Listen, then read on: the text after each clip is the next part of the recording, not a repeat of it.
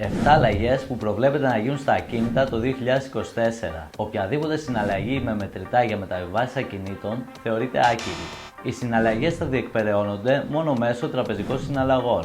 Υπάρχει νέα νομοθεσία που δίνει κίνητρα για ανακαινήσεις σπιτιών με μείωση φόρων και το όριο κυμαίνεται γύρω στις 16.000 ευρώ. Επεκτείνεται ο χρόνος για την καταβολή του τέλους παρεπιδημούντων σε βραχυχρόνιες μισθώσεις. Θα σου εξηγήσω στο επόμενο βίντεο σχετικά με αυτό. Αν έχεις πάνω από 3 ακίνητα με βραχυχρόνια μίσθωση, θα πρέπει να δηλώσεις επαγγελματική δραστηριότητα.